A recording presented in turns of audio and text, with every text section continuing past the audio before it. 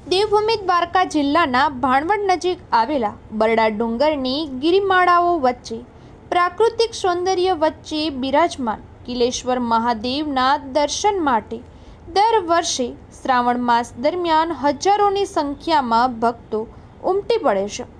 આ વર્ષે વરસાદનું પ્રમાણ નહિવત રહેતા કીલગંગામાં પાણી ઓછું જોવા મળતા ભક્તોમાં થોડી નિરાશા જોવા મળી રહી છે। તેમ છતાં મહાદેવના દર્શન અને બરડા ડુંગરના પ્રાકૃતિક સૌંદર્યનો લાહવો લેવા મોટી સંખ્યામાં લોકો અહીં પહોંચી રહ્યા છે। બરડા ડુંગરની વચ્ચે આવેલ કિલેશ્વર મહાદેવ મંદિર અને કીલગંગા વિસ્તાર પોતાની કુદરતી સુંદરતા માટે જાણીતું છે। દર વર્ષે મોટી સંખ્યામાં શ્રદ્ધાળુઓ અહીં કીલગંગામાં સ્નાન કરવા માટે પણ આવે છે। દરમિયાન પ્રાકૃતિક સૌંદર્ય, વનસ્પતિ તેમજ વન્યજીવો અને પશુ પક્ષીઓને નુકસાન ન થાય તે માટે વન વિભાગ દ્વારા પ્રાકૃતિક અને સુંદરતા જળવાઈ રહે તે માટે પ્લાસ્ટિક પ્રતિબંધનો કડક અમલ કરવામાં આવી રહ્યો છે। પ્રવાસીઓ અને યાત્રાળુઓ પણ પર્યાવરણની જાળવણીમાં સહયોગ આપવા અપીલ કરવામાં આવી છે। ખાસ કરીને દૂર દૂરથી આવતા યાત્રિકો માટે વન વિભાગ દ્વારા મહત્વપૂર્ણ સૂચના આપવામાં આવી છે।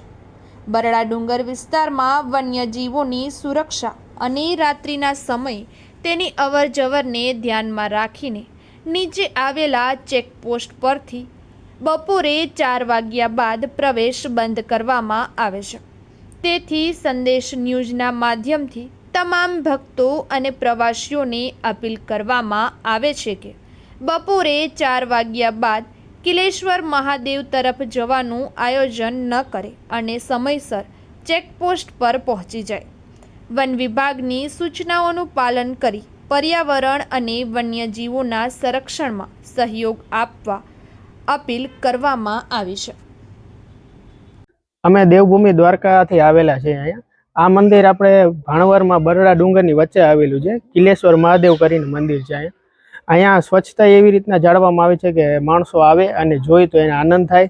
અને આ મંદિરની ખાસિયત એ છે, બાકી બધા જે મંદિર હોય ને એનું દ્વાર પૂર્વ દિશામાં હોય છે, આનો આથમણી દિશામાં દ્વાર છે।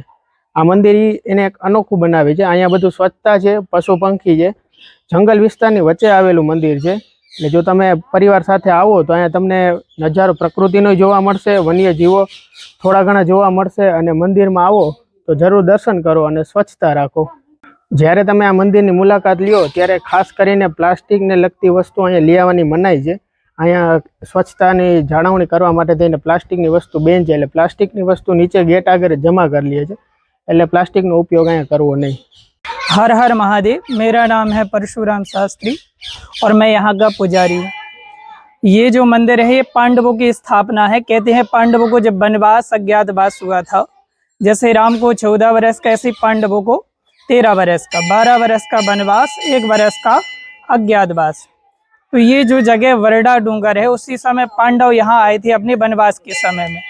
तब पांडवों का एक नियम रहता था कि जब तक जो है शिव पूजा, देवी पूजा ना कर ले, जब तक भोजन पानी आदि कुछ भी नहीं करते थे। तब जब यहाँ पांडव यहाँ रुके तो देखा कि इस बरड़ा डूंगर में कोई देवालय, शिवालय, यहाँ कोई भी मंदिर नहीं था। उसी समय कहते हैं कि कृष्ण भगवान मथुरा से द्वारका आए थे। जब यहाँ आए तो सीधे यहाँ बरड़ा डूंगर में रुके, पर यहाँ कृष्ण भगवान और पांडवों की यहाँ मुलाकात हुई। पांडवों का एक नियम रहता था कि जब तक जो है शिव पूजा, देवी पूजा ना कर ले, जब तक भोजन पानी आदि कुछ भी नहीं करते। तो जब देखा कि यहाँ कोई शिवलिंग नहीं है, तब यहाँ कृष्ण भगवान ने युधिष्ठिर के हाथ से शिवलिंग की स्थापना कराई थी। अन्य मंदिरों की तुलना में आप यहाँ देखोगे कि इस मंदिर की जो दिशा है वो पश्चिम दिशा है, बाकी जो कंपलसरी मंदिरों की दिशा है वो पूरब होती ईस्ट में, लेकिन ये यहाँ की खास बात है कि ये पश्चिम दिशा में है। फिर यहाँ पांडव 2 से 3 दिन रुके, उसके बाद जो है शिवलिंग की स्थापना की, फिर पूजा पाठ की। फिर यहाँ इनको भोजन बनाने के लिए कुछ चाहिए था, तो यहाँ एक भीम खांदड़ी बनाई। भीम खांदड़ी मीन्स ओखली, जैसे हिंदी में बोलते हैं। फिर यहाँ उन्होंने भोजन पानी बनाया ओखली में जो है, फिर जो है उसके बाद जो है दूसरी जगह चले गए। फिर ये मंदिर लगभग 5,500 साल पुराना माना जाता है। क्योंकि अभी जो कलयुग संवत चल रहा वो चल रहा 5127वां वर्ष, मतलब ये कलयुग के पहले का द्वापर युग का। तो उसके अनुसार अगर हम एक इक्वल देखें तो लगभग 5500 साल पुराना माना जाता है। फिर उसके बाद ये जब जाम साहब बापू को जो है, जामनगर के जो राजा साहब हैं श्री जाम साहब बापू, उनको इस मंदिर का जब मिला तो उन्होंने इसका सबसे पहले रेनोवेशन कराया था 1914 में, 1913 से 1914 के बीच में। फिर हम सब लोगों को यहाँ पता चला कि वरडा डूंगर में किलेश्वर महादेव करके मंदिर है, और यहाँ की सुंदरता, यहाँ की प्रकृति ही हमको जो है यहाँ का राज बताती है। तो सब लोगों से निवेदन है, जरूर एक बार किलेश्वर महादेव जरूर आए। हर हर महादेव। દ્વારકામાંથી આવેલા છીએ। સ્ટાર્ટ કરું? અમે દેવભૂમિ દ્વારકામાંથી આવેલા છીએ। આ જગ્યા વિશે ખૂબ સાંભળ્યું છે। ભાણવડ ખાતે બરડા ડુંગરમાં આવેલું છે આ કિલેશ્વર મહાદેવનું મંદિર। અહીંયા ખૂબ જ સ્વચ્છતા જાળવવામાં આવે છે, પ્રકૃતિનો ખૂબ જ સારો નજારો જોવા મળે છે, અને પ્લાસ્ટિક વગેરે પણ એકદમ બેન છે, અને જંગલ સફારી વગેરે પણ છે। અને મંદિરની ખાસિયત એ છે કે આનું દ્વાર પશ્ચિમ દિશા તરફ છે, જો કે બીજા મંદિરના દ્વાર પૂર્વ દિશામાં હોય છે।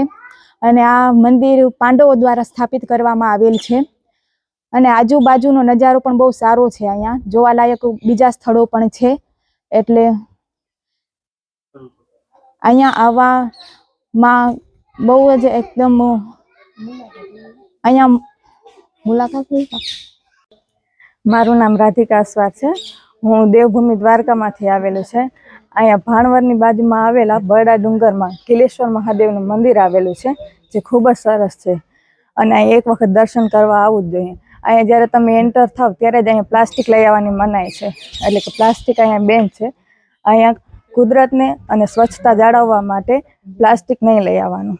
અહીંયા આવો તો સારું નેચર જોવા મળશે, પશુ પક્ષીઓ છે, સારું એવું નજારો છે, એટલે તમારા પરિવાર સાથે અહીંયા એક વખત જરૂર આવવું જોઈએ દર્શન કરવા માટે। નમસ્કાર, હું નીરવ કુમાર, મદદનીશ વન સંરક્ષક, પોરબંદર વન વિભાગ પોરબંદર।